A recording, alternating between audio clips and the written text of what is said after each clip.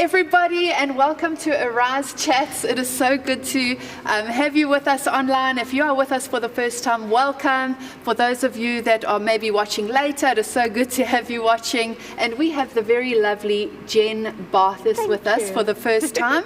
I am so excited to have just a good friend, but also somebody who does ministry with us. Jen and her husband Wayne are on eldership team with us here at Life Changes Church. And yeah, so we've got a couple of questions. But before we get started and dive right in there, Jen, why don't you tell me a little bit, because some of the girls might not know you, some might, but tell me a little bit about yourself, about your family, and what work you do, and all of that. Well, firstly, thank you so much for having me. I'm so excited to be here on the other side of the screen this time. So for those of you who don't know, my name is Genavieve Barthus, better known as Jen, or Wayne's wife, as we like to say. And I've been married to Wayne for 14 years now. We've got 2 boys. Lee's 18 years old and Zach is 5 years old. And I studied to become an accountant, and I worked in marketplace for 11 years. And I would sit in boardroom meetings basically dreaming about working in Dunoon. No ways. So I felt God calling me out of that corporate environment, and my hubby and I had started a soup kitchen 12 years ago. And while sitting in these board meetings, I would just dream about these kids that we were working with. So we really felt God calling me out of it, and I left a really great, amazing job to volunteer in the township of Dunoon.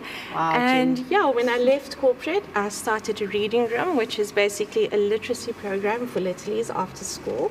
And that's been running successfully for 6 years now. It's going strong. And we also have recently launched a training academy where we focus on skills development for the older folk of Dunoon, and that's been going really, really well. We've got some amazing people assisting us there. And then I'm also the headmistress of the amazing Junior Junction Preschool, which is just behind us. Cans, all 3 of your boys pass through Junior Junction. Yes, absolutely. Love the school. Thank you, Cans. We loved having your boys and your family there. And Junior Junction Preschool is under the banner of Life Changes Church, and I really love the school. And if you are watching and you've got a little aged between 18 months and 6 years old, and you're looking for a home away from home for them, Junior Junction is the place to be. Absolutely, absolutely. Yeah. And Jen, you've done an incredible job there. I mean, you really are amazing with the teachers, with the parents and the kids. I know you've got an absolute passion and love so much, for children, but you really have been incredible in that space. Thank you, and, I appreciate it. Yeah, tell us maybe a little bit about your journey of how you came to know Christ, how you came to know Jesus. Yeah. So I grew up, I was born and raised in the Catholic Church, did the first Holy Communion, did the confirmation, did church every Sunday like a good Catholic girl. And I loved it there. And in my mid-20s, I got invited to the Alpha Church. The Catholic Church was running the course at that stage. And Wayne and I were married, and we thought, let's give it a go, let's do this. And my group leader actually at the time was Andrew Genavieve, who is now part of the Life Changes Church family as well. And I remember just looking at this man and marveling at him and thinking, oh my goodness, I want what he has. He just shone the love of Christ so, so brightly. Yeah. And I was desperate for Love it. So on our Alpha Weekend away, Andrew took us to this beautiful tree and our group sat underneath it. And I don't even remember what we spoke about, Gans, but I so clearly remember Andrew saying, if you want to give your life to Jesus, your heart to Jesus, just say this prayer quietly in your heart and just repeat after me quietly. And I was sitting there and I felt like I was going to burst. Explode. My heart was pounding. And I wanted to scream this prayer out on the top of the mountains for the whole world to hear. And I was just radically changed and fell hopelessly in love with Jesus. Oh, I love it.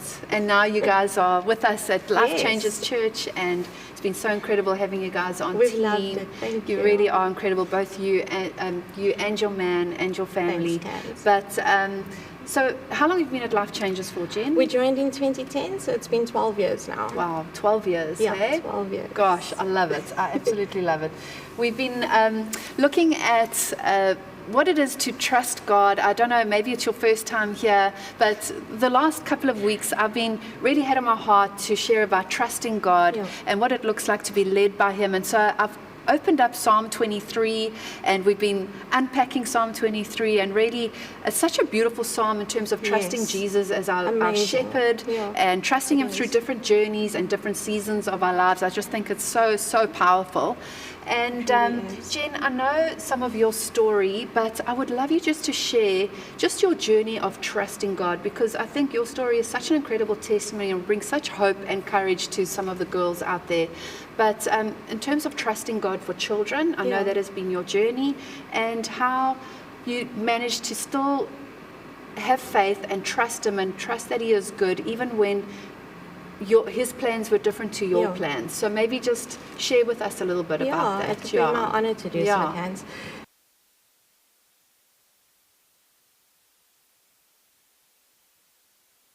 Witnessed it.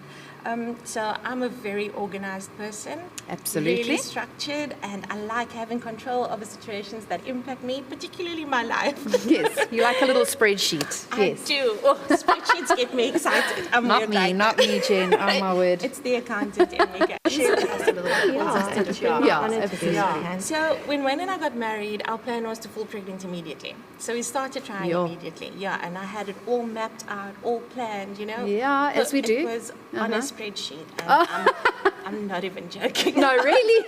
For real? It really oh my gosh, I love it. Okay, meet my weirdness.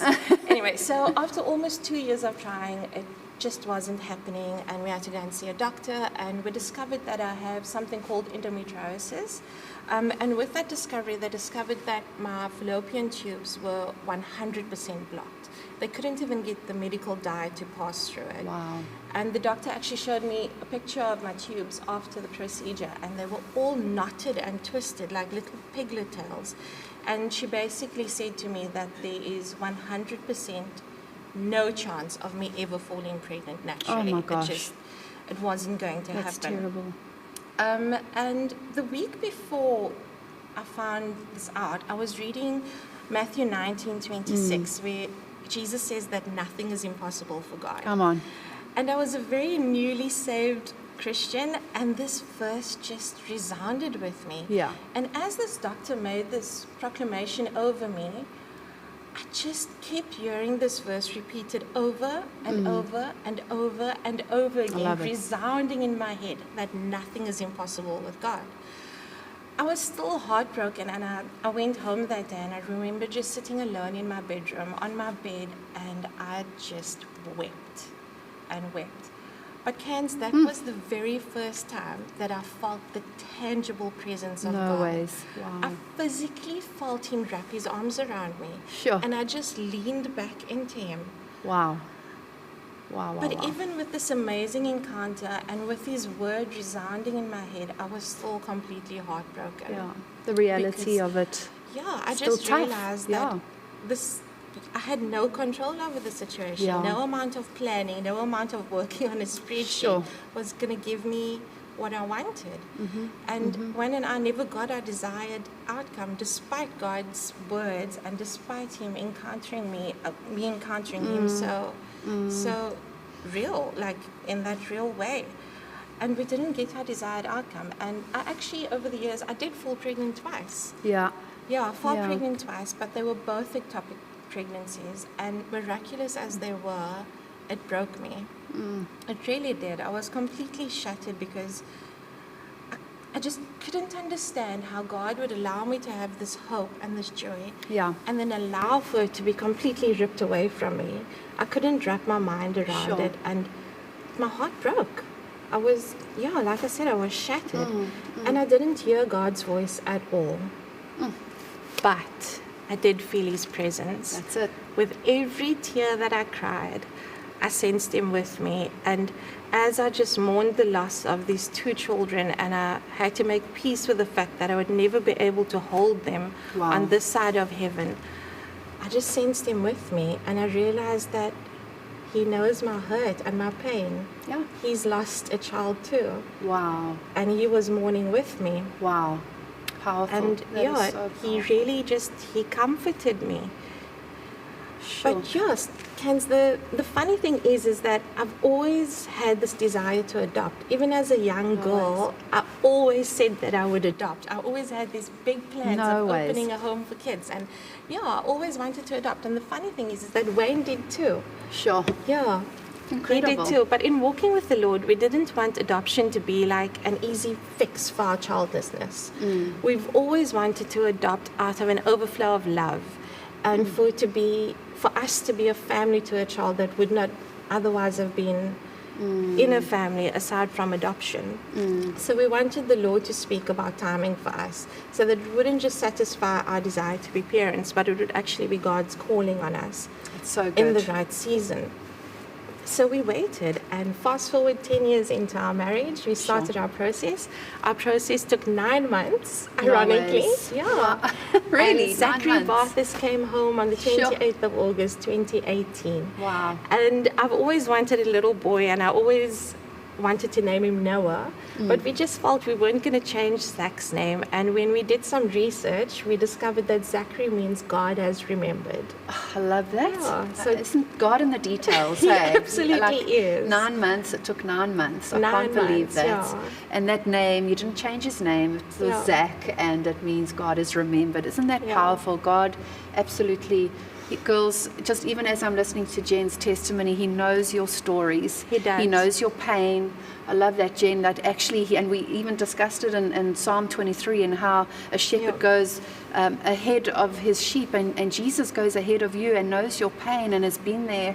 And I think his promise to us about being with us, his presence is just so powerful, and it's something that we can hold on to. Absolutely. Even when our plans don't work out the way we wanted them to, or our desires or whatever, but actually our desire is him, and his presence holds us. Yeah. And so girls, if you're going through a really, really tough time, maybe it is trusting God for children. Maybe it is, I don't know what your valley looks like right now, but God knows. And just I want to really trust that God is you're going to feel his tangible presence, because I know I've had that experience as well when I'm in my lowest of low, but yet I just feel the tangible presence of God, and it just holds me, and it brings hope and it brings courage, because you don't have to feel alone. thank you, Lord. Nobody else might understand what you're going through, because you often do feel that you're alone in this, but Jesus understands and Jesus is with you. So I think that's so incredibly, it's so powerful, Jen. And Zach is an absolute force of nature. We love Zach. That he is. He fills the room when he comes into any room, and not only with his loud voice, but his big personality. He's all about drama. Absolutely. So maybe tell us, I know there's some really funny stories. I remember him, he loves worship, hey? He does. And he loves to sing worship, but he would often sit, stand in worship with his play guitar and just watch Bunty who leads worship, and he would follow his moves and do the exact stance and the exact moves. But he really is such a delight. And maybe tell us a funny story. Yeah, as you mentioned, with Zach, drama is never far behind. Yeah. So the first story that came to mind when you sent me this question was, I remember driving home from the shop one evening, and Zach was in the car with me. And as I approached this corner, I see this lady darting across the road, heading for the pavement, and she's running so fast, and she actually stumbles and takes this massive tumble and falls down. So I stopped my car rather abruptly, but just to check and see if she's okay, if she needs assistance, and she comes limping over, saying that she was running to catch her bus. So I tell her, get into the car, I'll take her to the bus stop. We drop her off, and as I head home, I pull into the garage, and I'm barely in, and Zach's already darted out of the car, runs to his dad, and starts shouting with eyes as big as saucers, and he says, Mommy just knocked a lady over and drove over her foot, and Wayne comes running to me, and he's like, who did you knock over? And I'm like, oh my gosh. So I don't know how Zach got all of those details twisted like that, but he does. Mommy just knocked someone over. Yeah. I mean, Wayne must have been like, what have you done? Was Jen, what is going on? I'm like, no, I did not. I'm a very safe driver. I'm just going to put that out. Oh, I love it. I love it. We that is Zach and his drama. Zach. I love Zach. And but maybe as we kind of head towards the end, Jen, perhaps you can just encourage. Oh no, wait. Before we go there. We were talking about Psalm 23, and I know Psalm 23, you say you pray it every night. It's a beautiful, beautiful psalm, so powerful. Most of us do know it. But maybe you can just share one verse that really sticks out to you that God has really used in that psalm for you. My family and I, we love the psalm. We do pray it every night after the Our Father. But the words that I can really give testimony to is, He restores my soul. As you've heard, I've had many ups and downs in my life, and I've had some pretty dark moments where I felt that my soul was just completely downcast and broken even. And God is so good, and in His faithfulness, He has restored me every single time. I love it. And that's not just reserved for me, Candice. That's for all His children. So good. Yeah, this really stands out for me. That little line that says He restores my soul. And let's trust that for the girls that are watching, and perhaps I don't know where you're at, but God knows, and He is the restorer of I think health, not only health, but our souls, our spirits, our emotions. And there's so much that we go through in life. There's so much that a lot of us are facing, but trust Him to meet you in that place and to restore what is broken. And we're trusting for that. And then Jen, maybe as we head towards the end, maybe you can just share something that will encourage the girls, that will bring hope. Perhaps there's some girls that really are battling to fall pregnant. I know a lot of ladies do and are, and I know a lot of ladies have had miscarriages as well. I personally haven't. I don't know what it's like, but for someone that has walked this journey, maybe you can just give a word to the ladies, and that would encourage them and bring them some hope. Candice, in 2 words, and I will dig deeper, is to trust God. Because ladies, He's our comforter, He is our healer, He's the giver of life, and He is the restorer of souls. And you know what? Nothing is impossible for Him. So whether that looks like for you trusting Him to fall pregnant miraculously, or for Him to partner with you in a fertility journey, or even adoption, just trust Him. Know that God has you in the palm of His hands. He knows you, and He sees you, and He had your future planned out for you way before you were even born. So trust Him. because He knows you, He loves you, He sees you, and He has not forgotten you. Yeah, I love that. I absolutely love that. What was that scripture that you shared with me about in Jeremiah? Yes, so in losing my little ones, with the 2 pregnancies, I just was taken to the scripture where God speaks to Jeremiah and He says, before I formed you in your mother's womb, I knew you.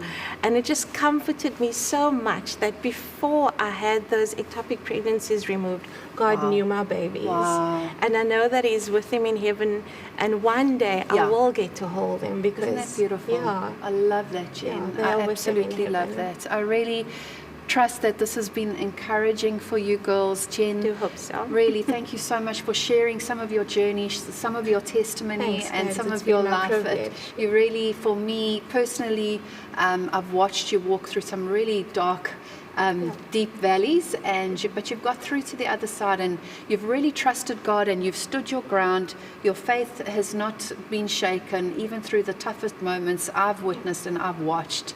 And you are such an example to me, Thanks, and I know my to friend. many, many others around you. And so thank you for sharing. Thank you for being with us. Thank you, I'm guys, really for having trusting. me. Yeah, pleasure. And I'm really trusting that the girls, whoever's watching, that you are encouraged. And perhaps you're not journeying anything like this, but you know of somebody who is. Perhaps it's a work colleague or a friend or a family member. Why don't you share the feed? Why don't you share the video? That would, I really trust that God's going to speak. Even though we're on camera, nothing stops His Spirit, and His word goes beyond. So why don't you share it? Share it with that friend or that work colleague. And but before we end off, don't forget, girls, we have a Rise evening coming up tomorrow night. Very, very excited. And you don't need to pay, you don't need to register. Just come. Come, it's not too late. Put that, speak to your man. For those of you that perhaps are single moms and don't have any help for your babies or your kiddies, you can bring them along. We have childcare for this particular Rise, so cannot wait to have you. We are having a Rise, I think it's here at Table View. I know, Table View tomorrow night, and then Century City, we are doing that next week, Thursday night on the 2nd of June. Doors open at 6:30. Come, it's going to be fun. There's going to be some prizes. We always have a good laugh, but more than that, we're just trusting. I know that God's going to speak to us girls and is going to bring us that much closer to Him. So super excited for that. Jen, again, thank you for joining us. And it's been really, really fun, really awesome. Anyways, girls, I hope to see you tomorrow night. And we'll see you there. Yes, we'll see you there.